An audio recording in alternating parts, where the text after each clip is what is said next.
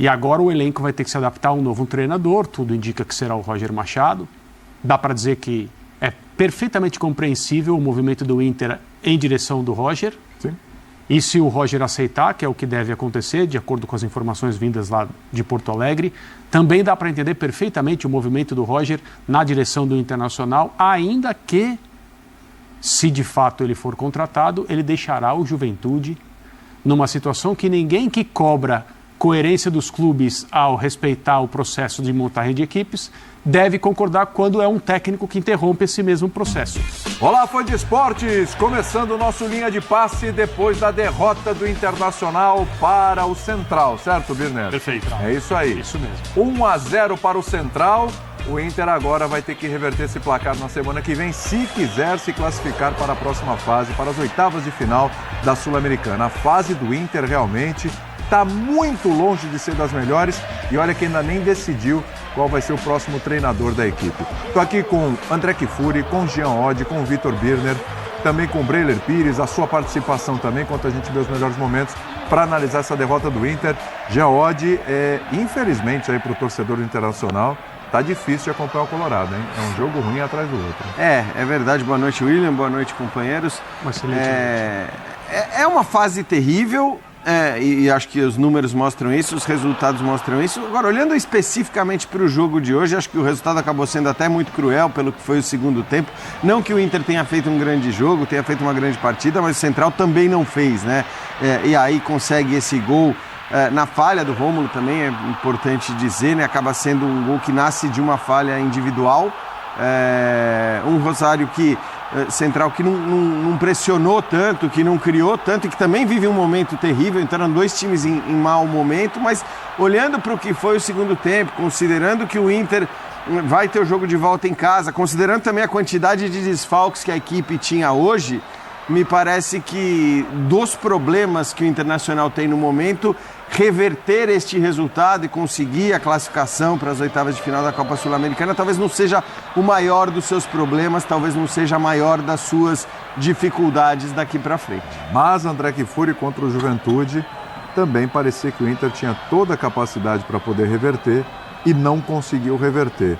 Que leva a crer o torcedor do Internacional que dessa vez pode ser diferente. André, tudo bem? Pois é, boa noite, William, boa noite a todos. Pessoal em casa, evidentemente, uma ótima noite, uma excelente noite a eles, uma boa noite aqui para vocês. Sempre deixando claro. É uma provocação gratuita. Não, é porque normalmente é assim. Tá bom.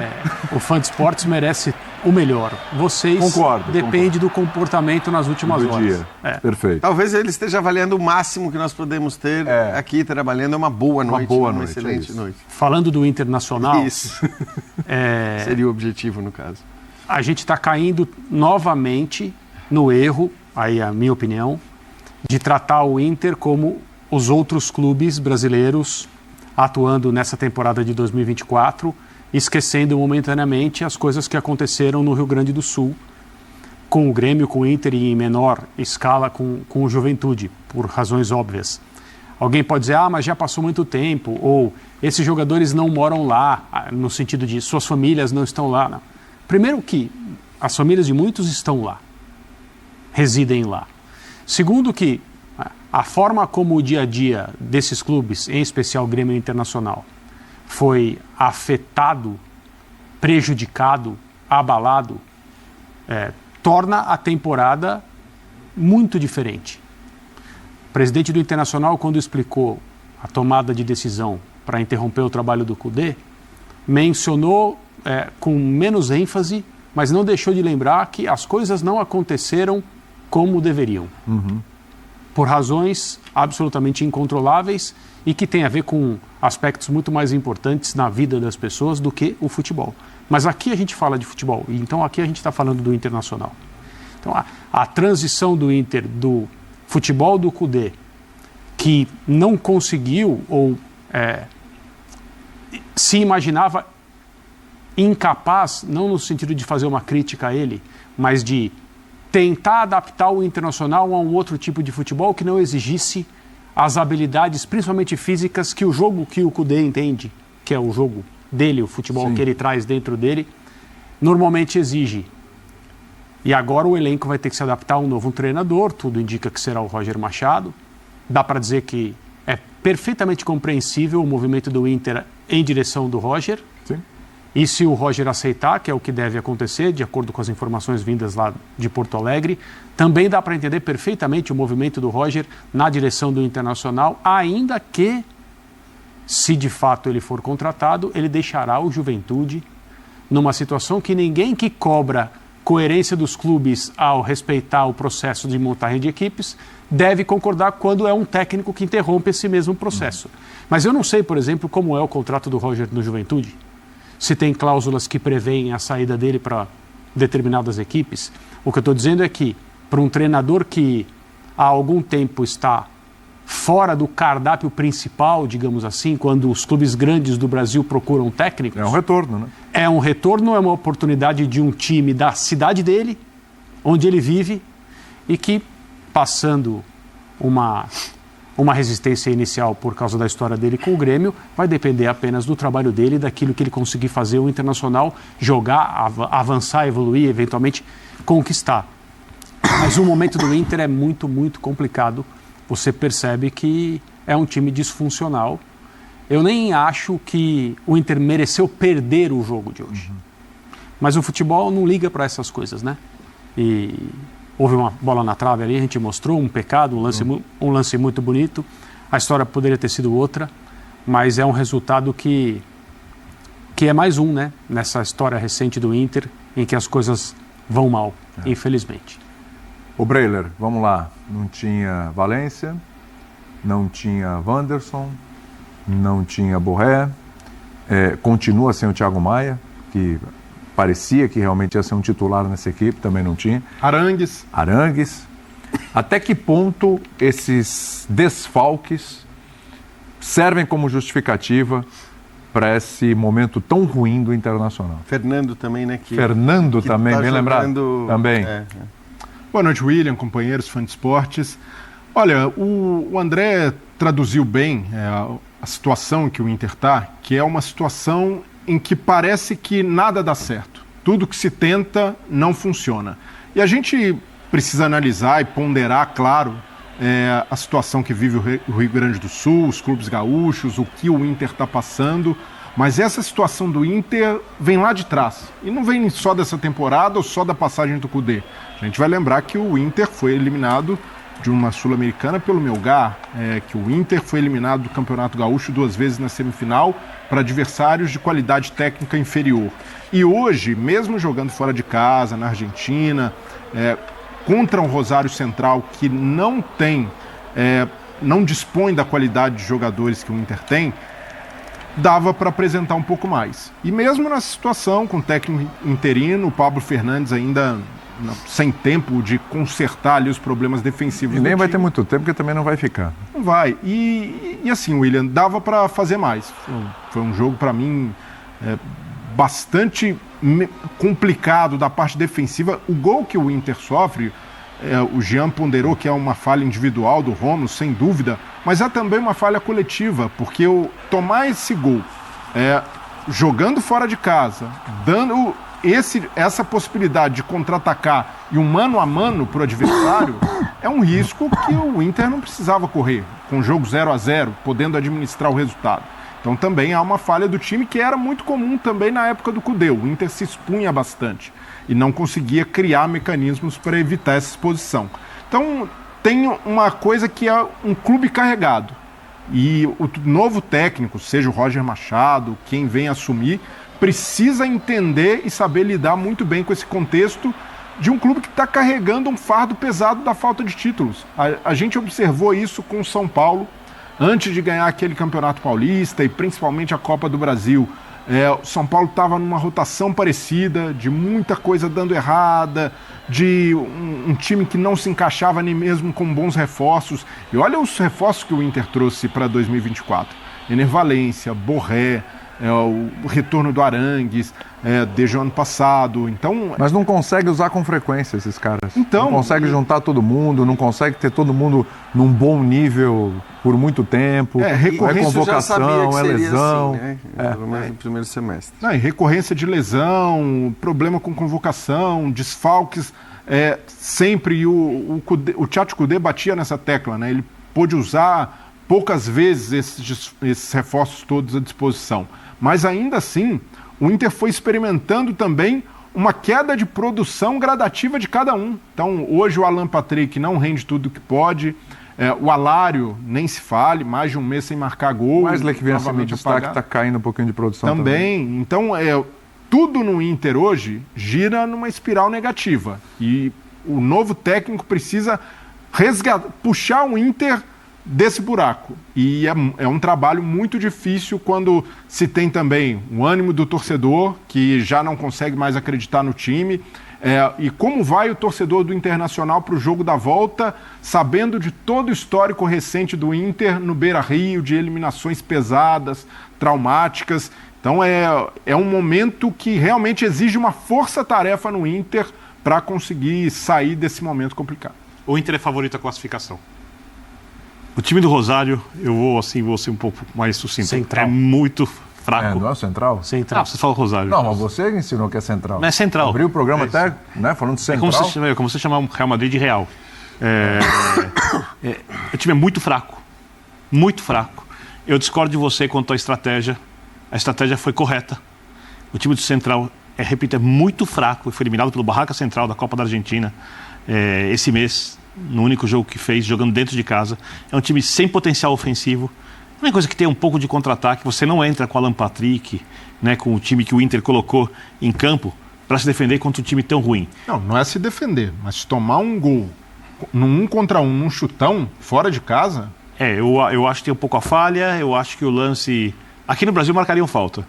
Mas como o árbitro não expulsou o jogador do Inter quando tinha que expulsar, estava deixando tudo correr, mas não vai. Mas não foi falta. No Brasil seria. Disputa de cor. No Brasil seria. Então, mas a gente precisa parar com isso, Birner. Mas é assim, Eu sei, mas toda vez que você vem com esse no Brasil seria meio que dizendo que o jogador do Inter está acostumado com o padrão daqui. Então, mas assim, eu acho que a gente precisa parar de defender que faltas como essas sejam marcadas. É isso que eu acho que assim, na verdade não deveria nem ter discussão para mim, porque você vê que mesmo os jogadores do Inter mal discutiram esse lance. A gente sempre pega a Premier League como exemplo e jamais haveria qualquer menção a esse lance numa mesa redonda. Certeza. Depois. Olha o lance. Assim, e outra, o árbitro estava realmente bem posicionado, como a Renata destacou, né, com uma visão muito clara do lance. Então, para mim, assim, a gente... É que eu acho o seguinte, como o ser humano ele se acostuma com padrões e ele não desliga do dia para a noite, ou se desliga, é muito difícil, eu preciso considerar, mesmo concordando com a sua avaliação da jogada, o padrão que os jogadores do Internacional estão habituados em quase todos os jogos que eles disputam na temporada. Tá? Então aqui encostou um lance desse, se marca a falta, eu também concordo contigo. Eu também não marcaria essa falta, mas... E ali é no limite entre as costas e um tranco de lado, que é algo... E nessa hora aqui no Brasil... E não tem o movimento que teve, por exemplo, na anulação do gol do Atlético, né? Sim. Que são dois braços sim. dobrados e depois esticados, né? Agora, eu acho que o problema do Inter de construção, muito mais que de marcação no jogo de hoje. Eu concordo com tudo que o André falou sobre a temporada do clube, ela está completamente comprometida, e aí tem tudo que você puder imaginar, as fatalidades, a impossibilidade de jogar em casa, a vida pessoal dos atletas, e entra a Copa América, e entra o calendário, e entram os desfalques, e entram as contusões, e entra o trabalho do técnico que não conseguiu colocar sua personalidade na equipe, o seu jeito de jogar, e eu não sei exatamente quais razões impediram o Kudê de deixar o Inter bem ou mal com a sua marca, porque aquilo não era um time do Kudê. Que ele vinha desde o ano passado, né? Bom lembrar, né? No começo do Inter era muito mais a cara dele do que foi perdendo a cara ao longo do tempo, né? Então, eu acho que tudo isso tem que ser considerado, mas hoje foi um jogo contra uma equipe muito fraca, e assim... Copete, Campaz de destaque, jogadores aqui que teriam muita dificuldade de atuação no Brasil. Trouxeram Marco Ruben você gosta? Agora não mais, né? Gostava anos atrás, né? Agora não dá mais para jogar o Marco Ruben. Aqui no Brasil não consegue jogar primeira divisão de futebol brasileiro. Ele fez um gol praticamente. De jeito nenhum, né? Então... A bola que ele salva é um gol, né? Ele é um ícone, ele é um ídolo da torcida do Central. Fez um Olmo na final da Euro. Enorme. Quando o Central, por exemplo, fez sua melhor campanha em Libertadores, quando teve muitos problemas de arbitragem, sendo eliminado pelo Atlético Nacional, o time do Kudê, do Serve, do Lo Celso, o Marco Ruben jogava com o Larrondo na frente, voltando da Europa, era uma lenda. O time que tinha o Pinola, né, que tinha jogado na Itália. Então, resumindo, assim, esse é um time do Central muito fraco. fraco considerado pela imprensa argentina, fraquíssimo considerado pela torcida. E o Inter tinha que tentar ganhar o jogo lá. Não é um jogo para você ter ressalvas, né? O gol acontece, desculpa, é um chute, a bola vai lá para cima. É muito alta a bola, não tem nada de lançamento. Se livrou da bola ali e aí tem a falha. Acontece do Rômulo e, repito, o hábito do jogador brasileiro se jogar nesse tipo de lance. Então, resumindo, eu acho que o Inter fazendo uma partida mediana, mesmo nessa fase ruim, a não ser que o Central faça um jogo que ele não fez nesse ano e não tem jogadores para fazer, só muita falta de inspiração, muito azar, problemas de arbitragem, só alguma coisa muito assim pode fazer o Internacional terminar o jogo sem marcar gols, por exemplo. Então, mas tem um ingrediente a mais aí, que é a pressão. Você viu o Inter na primeira fase da Sul-Americana? Bem mal. Jogou em casa? Impressionante. O jogo contra o Real Tomayapo. Não, horroroso. 0-0. Então, são coisas que podem acontecer com ele. O Real Tomayapo é pior que o Central. E outra, eu acho que assim, a partida do Inter foi mediana hoje. Eu não acho que tenha sido uma partida terrível. Mas não constrói, Jean, a bola parece que não entra na área construindo, tem dificuldade. O jogo fica feio, Mas o jogo assim, fica ruim. construiu tanto quanto ou até mais do que o Rosário Central. Esse é o meu ponto, né? Meteu bola na trave, teve no segundo tempo 2 ou 3 chances bastante claras de gol, enfim. Eu acho que até pelo que o Inter não vinha jogando, não dava para esperar um Inter massacrando, um Inter vencendo com facilidade, apesar da fragilidade do adversário. Agora, olhando para o que o Inter não estava jogando, eu não acho que o jogo de hoje, e considerando também toda a quantidade de desfalques significativos, não dá para chamar o jogo de hoje de um jogo terrível. Não consigo olhar dessa maneira. Mas concordo com você em relação a favoritismo para avançar, até pelo que foi o jogo de hoje, porque o jogo de hoje não foi um jogo para perder, eu também acho que o Inter é o favorito. O Central vai repetir. As oitavas. Vai repetir tudo o que fez. O time do Miguel Ángel Russo, o Miguel Ángel Russo é uma lenda do Central também. O Central passou 3 anos na segunda divisão, no terceiro ano, quando não conseguia subir, trouxeram o Miguel Ángel Russo, ele subiu com o Central. E depois foi campeão também da Libertadores pelo Boca. Só que é um técnico antiquado, que vai fazer exatamente o mesmo tipo de jogo que fez hoje. Time mais recuado, usando contra-ataque. Ainda mais jogando no Beira-Rio e com a vantagem, né? É isso. Então, assim, eu acho que é a hora eu sei que é difícil, do time do Inter respirar, entender que tem futebol sobrando para passar, que dá para jogar mais. É como se a temporada, e é muito fácil falar aqui sentado no ar-condicionado, porque na prática quem vive isso tem muito mais dificuldade. Claro. Como se a temporada estivesse começando. Porque você olha o elenco do Inter, e eu não vou perder de vista isso, é um baita elenco. E com a volta de alguns jogadores, dá para pelo menos passar por Rosário Central e depois você pensa... Mas a gente fala muito do elenco do Internacional, eu acabei de falar aqui, você não consegue ter esses caras todos juntos. Eu acho que eles começam, os 3, eu acho, não tenho certeza, mas os 3, Alan Patrick, Ener Valencia e Borré, eu estou deixando a Lário de fora, sim. Eu acho que eles começaram jogando como titulares uma ou 2 vezes, né? Uma vez só. Uma vez só. Inclusive foi um jogo da Sul-Americana. Foi um jogo da Sul-Americana. O Cudê citava isso.